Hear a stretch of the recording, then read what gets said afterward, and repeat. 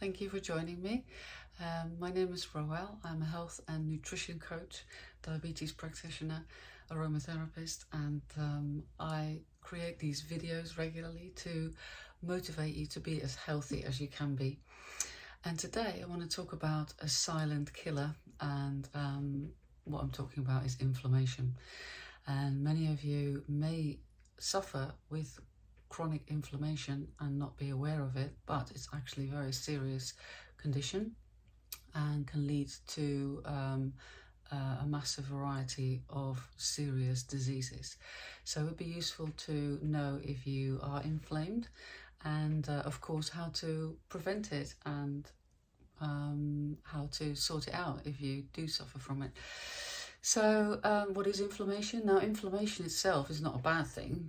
We need an inflammatory response because that's going to help us to fight off pathogens and any diseases. So basically inflammation is when your immune system kicks off to sort out problems, and it's a good thing. But unfortunately, many of us suffer from chronic inflammation, which means that your immune system is continuously revved up fighting stuff, and that can cause to a lot of problems. A lot of diseases are caused by inflammation, and we're talking cardiovascular disease, cancer, but loads of other conditions as well.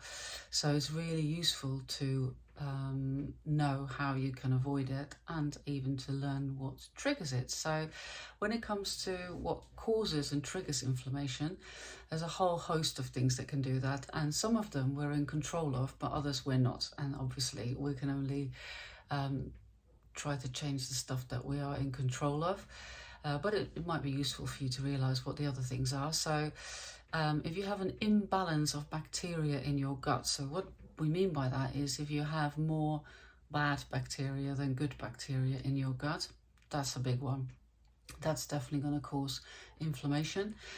If you're exposed to toxins, any kind of toxins, and to be honest, all of us are exposed to toxins in the modern day world, that can cause inflammation. Common allergies, if you're allergic to foods or pollen or anything, any sort of allergic reaction is an inflammatory reaction. If you have a poor diet or you have nutritional deficiencies, that can cause inflammation. If you suffer from metabolic syndrome, so that's a bit of a catch-all name for a whole host of issues, and they're to do with health markers. So if you have a bad lipid profile, i.e. your cholesterol levels aren't great, if you're overweight, if your glucose levels are too high, it's sort of a combination of health markers which are called metabolic syndrome. So if you suffer from that, that can definitely trigger inflammation. Chronic stress can trigger inflammation. So if you're very stressed, that can definitely cause inflammation. And if it's chronic stress, then it can cause inflammation all the time. Hormonal imbalances, so if you have problems with hormone production, too much of something, too little of something else, that can cause inflammation. If you have a disruption of your circadian rhythm, so your circadian rhythm is to do with when you sleep and when you're awake, and if that's severely disrupted, that can also cause inflammation. If you have any tissue damage or injury, that can cause inflammation. If you have imbalances in the amount of omega-3 and omega-6 fatty acids that you consume, and that might mean nothing to you, but for most people now in the modern day diet, we consume way too much omega-6 fatty acids and not enough omega-3 fatty acids, and that can cause inflammation. So if you're wondering where are these omega-6 fatty acids, well, they are in your vegetable oils, your seed oils. So I would advise you not to consume those types of oils, but stick with natural oils from animal fats, or extra virgin olive oil or extra virgin coconut oil. These are way more healthy than the produced oils. The highly processed oils, they can cause inflammation. And then of course medication, which you're probably not in control of. I'm talking about the NSAIDs, which is like ibuprofen, and they can also be inflammatory. So that gives you an idea what can trigger it, and then you think, well, okay, how do I know if I'm inflamed? And it's not that easy to tell, because that's why it's called a silent killer. You can even not have any symptoms and be inflamed and you wouldn't know about it. But if you have high blood glucose levels, if you have mood and cognitive disorders like depression and anxiety, that can be a sign that you are inflamed. Digestive issues like bloating, gas, diarrhea, constipation. If you feel fatigued, if you have brain fog where you can't focus, you can't concentrate. Arthritis is a massive sign of inflammation. Skin issues like eczema, psoriasis, allergies, any type of allergies. If you have joint pain in your back or anywhere really, in your knees, muscle problems, headaches. If you have a puffy face or puffy bags under your eyes, that can be a sign of inflammation. And chronic recurring bronchitis can also be a sign that you are inflamed. Now, of course, inflammation can, like I said, also be present in the body without any of these signs or symptoms, which is why it's called a silent secret killer. Right, so what I want to talk about in this video today is not so much how you can avoid and sort out inflammation in a general way, because that's what I do all the time anyway. All those things that I tell you about how to move, how to eat, how to sleep, how to reduce stress, they're already reducing and preventing inflammation. So all these lifestyle factors, eat real food, the type of food that your great-great-grandparents would have eaten, move as much as you can, try to control your stress, sleep as well as you can. That will also, those are the basic requirements of not becoming inflamed. But what I would like to do today in this video is to just share with you a few foods that you can have that are anti-inflammatory. And you might find that interesting. If you can find a way to introduce these foods regularly in your diet, you'll find that they have an anti-inflammatory effect. So to start with, and they're not in any particular order, berries. I'm not a massive fruit eater because a lot of fruit is quite high in fructose, and so I choose to not have a lot of fruit. But if you have 2 portions of fruit a day, that shouldn't be a problem. And I would always suggest that you have berries, because berries are low on the glycemic index, so they don't increase your blood glucose levels very fast and high, and they are loaded with anti-inflammatory nutrients, so that's why I recommend berries. Rich in antioxidants like vitamin C, so vitamin C is an antioxidant, and antioxidants help fight inflammation. They're also high in anthocyanins, that's also anti-inflammatory, and ellagic acid, and they are, like I said, not having a big impact on your blood glucose levels. So go for berries. Tomatoes. Unless you are sensitive to tomatoes, and some people are because they are part of a group of vegetables called the nightshades. But if you're okay with tomatoes, then they are a high source of lycopene, and that belongs to a family of antioxidants which are fat soluble. That means that your body will absorb it better in the presence of fat. So you can boost that absorption of lycopene by combining it with olive oil, for example, and that's quite easily done when you have tomatoes. And by the way, tinned tomatoes are higher in lycopene than fresh tomatoes, so don't shy away from the tinned tomatoes. They can also be a very, very good source of that. In fact, when it comes to lycopene, a higher level of that in tinned tomatoes. Broccoli. Again, unless you're sensitive to cruciferous vegetables, then you probably don't want to have broccoli. But broccoli is rich in sulforaphane, and that is an antioxidant that decreases inflammation because it reduces the blood-borne levels of cytokines. And cytokines are cells of your immune system, and they are produced to fight inflammation and other agents, so not just the cytokines, but they also reduce other agents that trigger inflammation. So broccoli is great. Also contains antioxidants lutein and zeaxanthin, which are also shown to protect your eyes from oxidative stress, so anti-inflammatory again, and also prevents cell damage. So broccoli is great to regularly include in your diet, providing that you're not sensitive to it. Of course, anything that doesn't agree with you, you shouldn't consume. There are loads of other things that you can have instead. Peppers are great. They are also part of the nightshades, so if you have a problem with those, then don't have the peppers. But if you can have them, then they are rich in vitamin C, again, that's antioxidant, capsanthin, and quercetin, and they're all antioxidants, so super great source for that.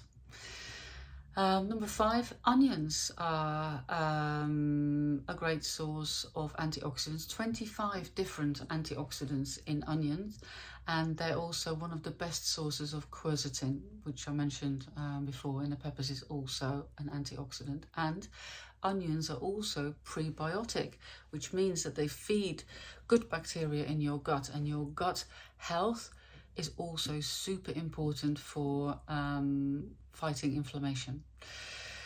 Number 6, avocados. Avocados are rich in vitamin C, A, E, and also B complex vitamins, and they also contain magnesium, fiber, potassium, and they provide polyphenols that give you prebiotic nourishment. So again, feeding the good bacteria in your gut and helping you to have a good gut flora.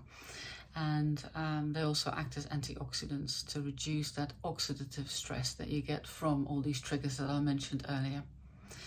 Leafy greens are not only a great source of calcium, by the way. A lot of people think that you have to consume dairy to get calcium, but you don't have to. If you eat plenty of leafy greens, you will get more than the calcium that you need. When you wonder what they are, I'm talking about things like pak choy, or some people call it bak choy, collard greens, even herbs like parsley or coriander, kale, romaine lettuce, spinach, Swiss chard. They're all examples of green leafy vegetables, and they are one of the best foods to include in an anti-inflammatory diet. They are high in vitamins A and C and K, and they all have anti-inflammatory properties. So yeah, definitely include a lot of green leafy vegetables in your diet, and they're great for stir frying, and that's such an easy way to cook a healthy meal. So just chuck in some of those leafy greens. Number 8 are nuts, raw nuts, and I would say walnuts stand out from the rest because they have the highest amount of ALA, which is an omega-3 fatty acid, and that has massive anti-inflammatory effects. So walnuts are great for that. Almonds also inflammation fighting because they are high in vitamin E, and that's an antioxidant that protects your body from the effects of harmful free radicals that cause inflammation. Brazil nuts are great, a massive source of selenium. I think even one Brazil nut will give you the daily required amount of selenium. And they also have that ellagic acid, which makes it very anti-inflammatory. And that acid, ellagic acid, is also very protective of your nervous system, so it's very neuroprotective as well. Hemp seeds, number 9. Hemp seeds are packed with polyunsaturated fats, and not the ones that are highly processed, so it's really good for your heart health. And they also have a fatty acid that is particularly anti-inflammatory, and you only need a small amount, so you can add it to your yogurt. If you have yogurt in the morning, you can even have the yogurt with some berries and some hemp seeds to top it up, and it's tasty, and it will also provide you with a lot of anti-inflammatory nutrients. And number 10, lastly, and this list is not complete, there are many more other anti-inflammatory foods, but I just wanted to give you a top 10. Sweet potatoes, they are my preferred choice of potatoes because they're high in fiber anyway, than compared to white potatoes, so they don't increase your blood glucose levels so fast. And they help to lower inflammation, not inflation, that's another problem. They help to lower inflammation because they have a lot of antioxidants like vitamin C, vitamin E, like I mentioned before. And they have a lot of carotene, and that is also anti-inflammatory. They're also a great source of fiber, like I said, which is good for your gut biome. So again, you're supporting that gut health, and that's really important. So I've got to give you some ideas here for some foods that you can add to your regular diet to improve your health by reducing your inflammation levels. Whether or not you're aware that you're inflamed, these foods are always good to consume because it will avoid you to become inflamed. And of course, yeah, there's all the lifestyle factors that I normally talk about, like I said earlier, and these are the most important. I think when it comes to inflammation, probably diet is the most important lifestyle factor, not the only one. Nothing is ever exclusive. When it comes to health, everything interacts and is interlinked. So, but if you feel that you're inflamed, I would start with the diet. And if you need any help, reach out. I'm always happy to have a chat. And I also still, until the end of March, have my 21-day online Primal Health Reboot online program on sale for only £47, and it will give you daily advice, information, tasks to live the type of life that will help you to thrive and be as healthy as you can be. It will help with weight issues, inflammation, and any other health issues that you may have. So feel free to check that out. I'll leave the link, and don't forget to set yourself one little goal for this week, because that weekly goal setting and progress review is the secret sauce for success. Always think of one little goal for the week ahead that you can do to be as healthy as you can be. And for me this week, I'm going to increase the variety of vegetables that I have. I'm a little bit stuck in a rut, and I need to make sure that I have more variety in my vegetables. I do like vegetables, but I have noticed recently that I have the same ones over and over again. So I'm going to introduce a few other ones. That's what I'm doing this week. Let me know what you're up to this week, and if you need any help with your goal setting, let me know.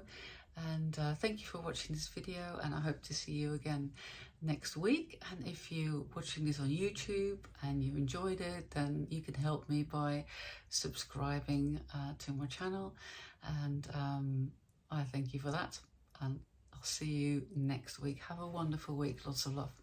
Bye.